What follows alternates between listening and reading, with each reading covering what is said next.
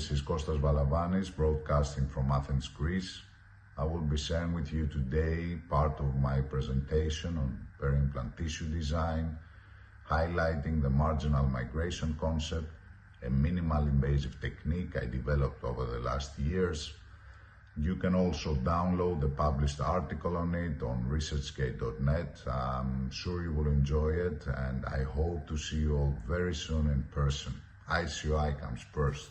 The transition zone. It has to do with hard tissues, with the bone. It has to do with the soft tissue. And of course, it has to do with the prosthodontics. We should never forget that, because even if surgery is perfect, if the restorative dentist is not paying attention to what happened in surgery, you will never have a sound result. And moreover, with restorative, with prosthetics, we can improve the surgical outcome. But let's focus first on the hard tissue, because there's a lot of discussion and a lot of confusion of what's going on nowadays. We hear a lot about the labial bone. One question is, will it resorb? Let's follow logic, biology, and anatomy to see if it's going to resorb. We have three sources of blood supply. PDL, the periodontal ligament, is one source of blood supply, the bone marrow, and the periosteum. These are the three sources of blood supply which will keep the labial bone intact or not keep it intact. Periodontal ligament, we know that once we extract the tooth, we lose this source of blood supply. Bone marrow, we know that 90% of the width of the labial plate is less than 1 millimeter. And from this 90%, 50% is less than half a millimeter. So as you can understand, there is no bone marrow, especially on the coronal part of the labial bone. So this source of blood supply also doesn't exist. The only source we have is the periosteum. And if you see histologies, you will realize how poor buccally this blood supply is. So actually, this coronal part of the labial bone is prone to resorption. We have to treat every case like it's gonna resorb. How fast? As I've told you, the best term to keep in mind is a tooth-dependent tissue. So you make the extraction, it will resorb. So we need to do something in order to preserve or mimic or protect our graft and our implant in place. So what about the gap size? Another myth. Everybody gives you a number. You know, most of the numbers in implant dentistry are good because we use them as guides, but they're average numbers. Average numbers are for average performance. So gap size, the answer is the bigger the better. The answer to how big the gap size is how much bone you want buccally to your implant. So nowadays, we use narrower diameter implants, even for central incisors and for canines. 3.5, maximum 4 millimeter diameter for the aesthetic zone, because we have more space, so more space for bone buccally. Another very important, most probably the most important issue, where should the implant be placed? We hear palatal positioning all the time, palatal positioning. Palatal, it's a wrong term. What needs to be palatal is not the implant. It's the upper third of the implant. Needs to be on the palatal wall, leaving this gap. The rest of the body of the implant needs to be placed. All these three positions that you see are correct. So the rest of the body should be placed according to the anatomy we have. It's 90% of everything. I say 90% of everything because it's 90% of the success, and it's 90% of everything because 90% of the failures, if not 99%, in the aesthetic zone is just because the implant is in the wrong position, especially buccal palatal. It's not because we didn't do a connective tissue graft. It's just because the implant is in the wrong position. And then we have to go to bigger surgeries, remove implants, bury implants, a lot of frustration and so on. This is why guided surgery, especially in the aesthetic zone, in more simple cases, is important and helps us a lot. So we place our implant, and what we do differently is that we will place a membrane in the alveolar. Many people say, oh yeah, that's what Tarno did. No, it's not. Dennis Tarno showed that we put a membrane in the alveolar when the buccal plate is absent and without an implant. Here we are placing the implant and the buccal plate is present, but we know that it won't be present long term. What's the benefit of the membrane is that we can graft supracrestal. And we can graft supracrestal even on thin tissue biotype. What we do is we utilize a membrane. I like pericardium membranes, which are a good barrier for at least 3 months, and we graft this area. Now, if you're using an implant system, and you should use an implant system, the other systems shouldn't be in the market. With a more tapered connection, then you can graft even on the transgingival component and the bone will stay there. It's very important to understand that conical connections are better than flat connections. Everybody knows this. And like I say, everything needs to make sense. Look at the companies. They are all switching to that, to more stable connections, because they know it's better. We have two solutions. Let's forget the aesthetic zone for peri-implantitis today, because we cannot treat peri-implantitis. A dear friend of mine, Jafar Mouhi, Professor Mouhi from Morocco, who's involved with Albrechtson Group in Sweden, they tried everything to clean a contaminated implant surface. Nothing works. So whenever an implant surface is contaminated, we cannot do surgery to have reosseintegration. It will never happen. So we have to find ways to not to have peri-implantitis. There are two ways, because mainly we have this problem in the posterior area, and 80% of our daily praxis is the posteriors, not the anteriors that I will show you today. We either use a transgingival implant, or we need, like any ridge here, a conical connection to go deeper in the bone, subcrestal, 1 millimeter, 1.5, 2 millimeters, no problem. It's a conical connection. We won't lose the bone till the first thread. So exactly the same, the aesthetic zone, that we go deep to place an implant, we need a more tapered connection implant. Now, what options do we have after we make the extraction? We can extract and wait. We can extract and graft.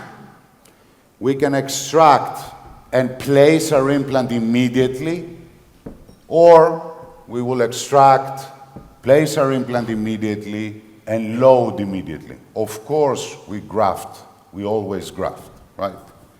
Now, the first option is for universities, not for private office. You will lose the patient. No actor, no wife of the mayor can wait 2 years to get a crown. So sometimes you have a huge infection, I understand. you need to spend a lot of time to clean this infection and graft. Some people say, don't place the implant. Whether you place a graft or an implant, we know that it needs to be a clean area. So it's very rare that we extract and do nothing. Very rare. And it's more complicated afterwards, as you will see next year, to rebuild everything. Everything is built, and I like to keep it like this. Not lose everything and then try to build it up. It needs a lot of skills that I don't have. So let's see some clinical cases from A to Z, okay? The patient shows up, he's a 35-year-old male and has a problem with his right central incisor.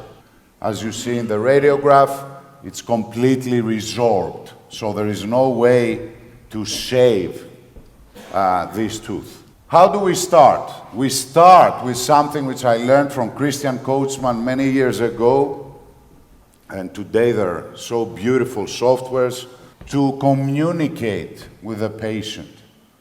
I still do it. My assistants play with this program, the DSD from Christian. When I have to talk to the patient, I do it simple. So I have a big screen, I have my patient, and I have lines. I tell him, look, the margin, and this is also for my planning and my eyes, is 0.5 millimeter more apical, not to our favor. I show him that he has a shorter tooth and 2 diastemas. This is the most important thing, so that you convince the patient and also that he realizes that he needs to decide about certain things before we touch him. So if we have to close the distal gap on this case, it means that the central gap will be bigger. The patient asks, what do you mean? Why? And then you draw this line and you tell him that your tooth, which has a problem, is as wide as the neighboring incisor. So we have 3 solutions. One solution is we move the implant more distal, we close the distal gap, and you have a bigger central diastema. The second option is that we make a crown which is bigger and wider to close the gap on the distal gap of the right central incisor, and try to play with dental technicians' illusions to make the tooth look thinner. But we know that the central incisors are very difficult to hide. And the third solution is to place a laminate veneer on the neighboring incisor and make both teeth a little bit wider and have a smaller diastema. So you see the fistula we have on the distal aspect, a high smile line, so we cannot fail, because we fail a smile for his lifetime.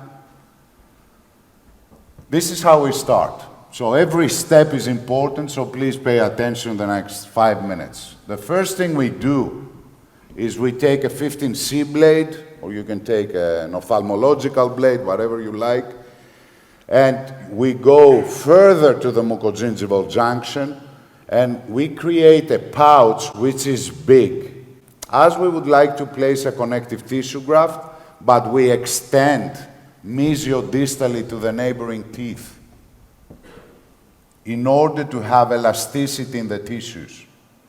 Don't expect to see that macroscopically, that you pull the tissue down, because there are no vertical incisions. But definitely you have more elasticity there. After that, you see I utilize tunneling instruments to extend it, and then we will remove the fractured root, clean the area. Afterwards, we will utilize a pilot drill, and if I don't have a guide, I still like to use osteotomes, not to increase the primary stability, but to have an instrument which is this long without water, straight and slow. So if something is wrong in my positioning, it's very, very obvious. The more you extend, the more obvious a wrong direction is. And because 90% of the failures are badly placed implants, please, these are the 10 seconds, the pilot drill, that we need to be very careful and place it good. And if you use the pilot drill and it doesn't look perfect, don't think it will get perfect, because after the pilot drill you can correct. After the second or third drill you cannot. So it's very important to pay attention to this osteotomy and the first steps. Then I will place a Megagen implant, any ridge, as you see here. Place the final abutment. It won't be the final, but I don't use provisional abutments. I don't see the reason.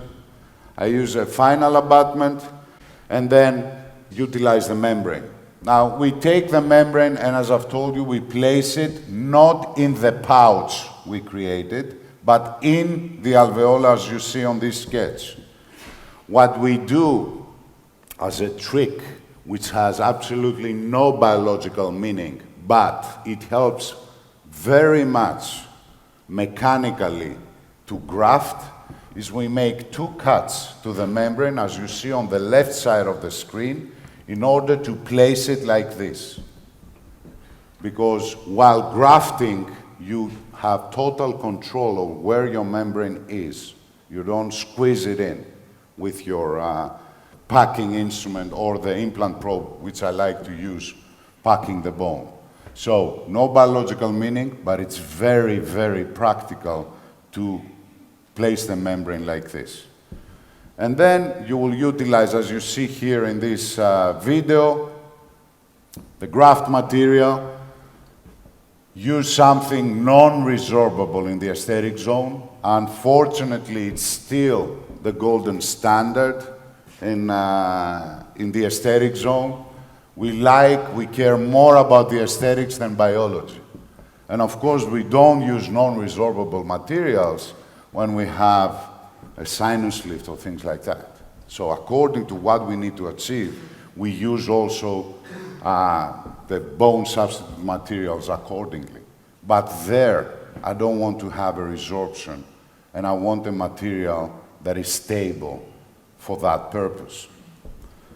So after that, you see the radiograph, you just fold these 3 ears inside, one buccally and the other 2 mesiodistally. You can cut them if you want, okay? But I find it easier to unfold them like this than to cut them, because many times when you try to play with a membrane, you might pull it, you might destroy it, and so on. Plus, mesiodistally, it protects better your graft. The next very important step, and as I've told you, I will show you not befores and afters, because for me this is zero information to you. And I hate that. When I see befores and afters, look how great I am. I don't care. And since I was a young kid, eager to learn dentistry, I said, okay, he's a cool guy, but I learned nothing. So every step is important. If you skip a step, it won't be the same. And it's not fair to show befores and after. You lose your time from the office, and you just go out and say, yeah, this guy, the Greek guy, is a cool guy. Or if I was lecturing in Greece, you would think, let's send him the patient. No, that's not the way to do it. So, suturing. Never suture conventionally over the margins and over the papillas. Because whenever you do that, you push everything in and up. So what we do is we utilize more centered and 1 to 2 millimeters above the margin, 2 vertical mattress sutures. Okay? Even if we do flaps, I utilize these sutures. So After doing this, we will utilize the first provisional restoration, which can be from your wax-up or from the initial situation. If it's pleasing, you use a rubber dam and you place the first provisional restoration. What's different in what we do? The difference is that we do not support the soft tissue with provisional restorations.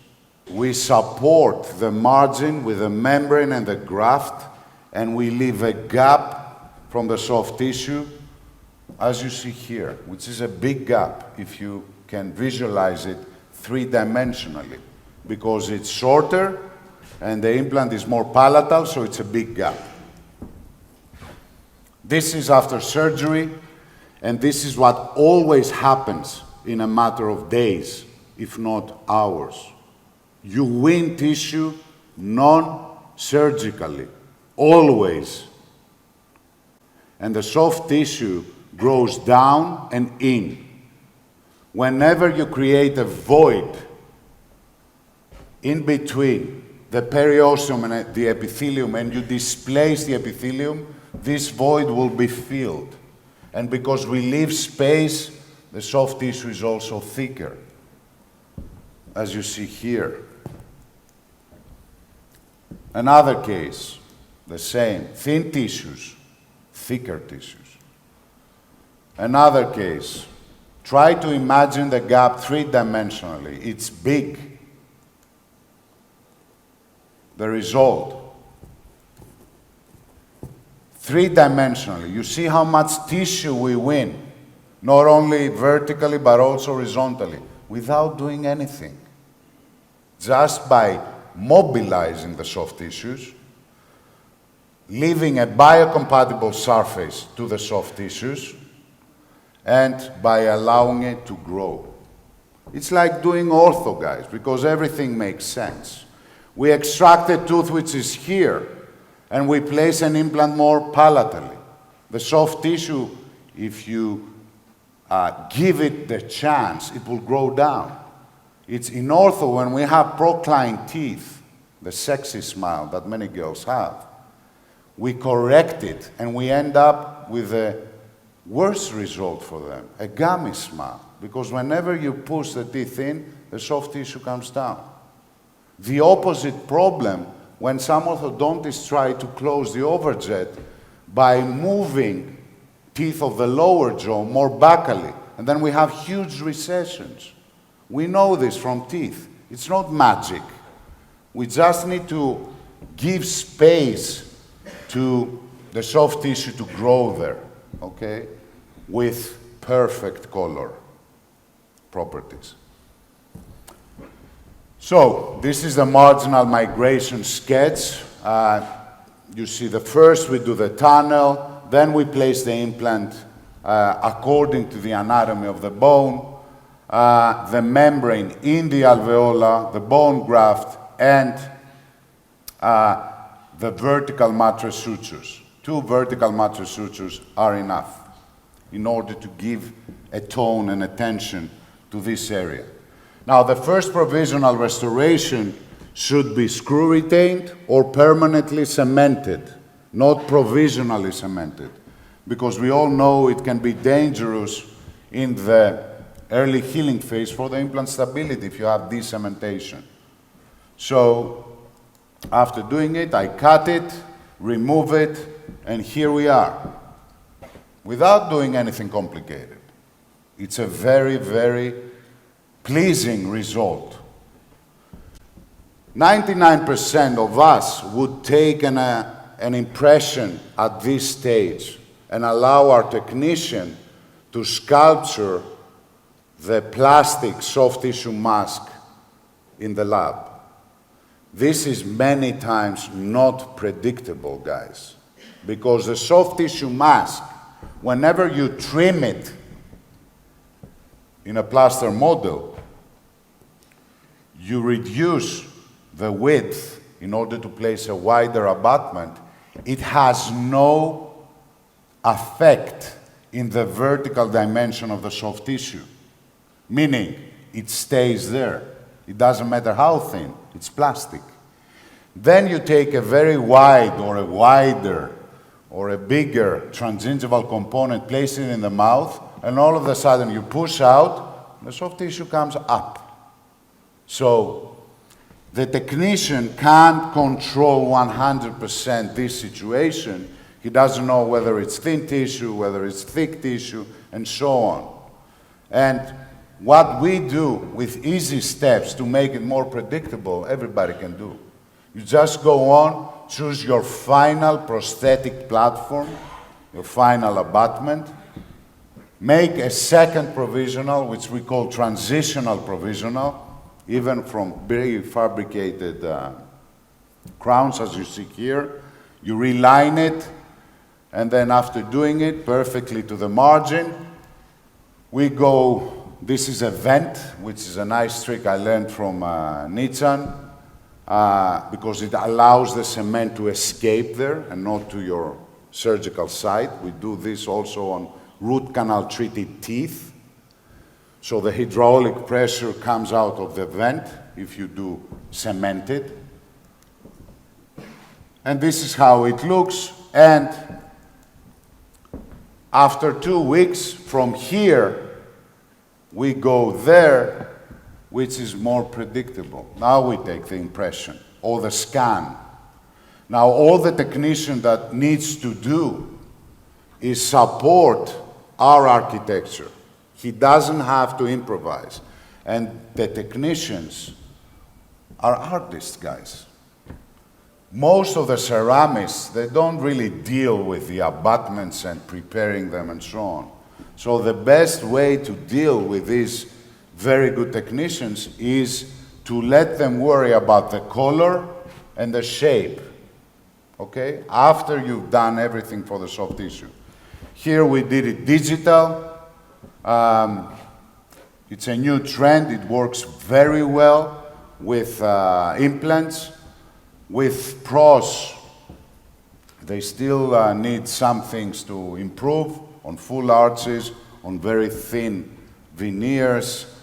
Here you see the neighboring tooth is prepped, like minimally prepped for a very, very thin, a 0.2 laminate veneer in order to minimize the gaps, as we were discussing with the patient prior to surgery. You see the minimal prep, also on the digital pictures, and this is what? This is a solution to avoid cement, and also a solution for the technician to control, because it's not easy to have a veneer on a natural tooth and a crown on an implant on 2 central incisors with a high smile line where you see the margin and the connection of the soft tissue with the ceramic. It's not easy. So he will create, I'm blessed to have a very talented technician. He will do a veneer abutment. And then another trick he does, which I named the surf veneer, because you see a small piece of ceramic that will close the vent, and it's like a fin of a surf. So not to have a stress with my cement in terms of color properties. So it will be sealed with this fin, and this helps a lot. Let's go back to the case. You see the minimal prep, the veneer cemented on the neighboring incisor, and the final result on 2 central teeth, which is very pleasing thanks to my technician. Another message I always like to give out is, please, don't do 50 veneers upper jaw and 50 veneers lower jaw. It's malpractice and overtreatment. We are not businessmen. So when you see the face of this young kid, it's pleasing even if we don't have veneers on the lateral. And perfection is only nature. Nature is perfect because it's not perfect. So let's see how this concept works with teeth. A case that you all have in your office, an old crown, this is an orthodontist, that came to me for a connective tissue graft. A crown was done by a prosthodontist at the time, was placed subgingivally, and he has a recession. So, first step, you see the positioning of the tooth. It's a little bit more buccal. He has a dark abutment that we will treat mechanically. I prefer to do it like this than chemically because we might have resorption. You see here how it looks and where the margin is. We will clean it mechanically and do reverse crown lengthening, meaning we will go on, remove the margin and create a very thin new margin. After we do that, we will mobilize the soft tissue.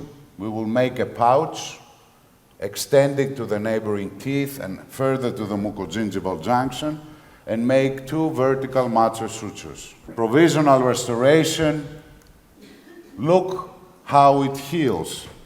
You can't see the sutures because the tissue thickens. And this is how it further heals, and this is where we are now. Now we can do our final restoration. This is how we communicate with the technician. And from there, we go here with no color property problems and with something that everyone can do. Not complicated dentistry. Every case has the solution, which is more practical than the obvious solution. This is 5 years from a picture he has sent me. You see the stability that we have on a compromised initial situation. Thank you very much for your attention.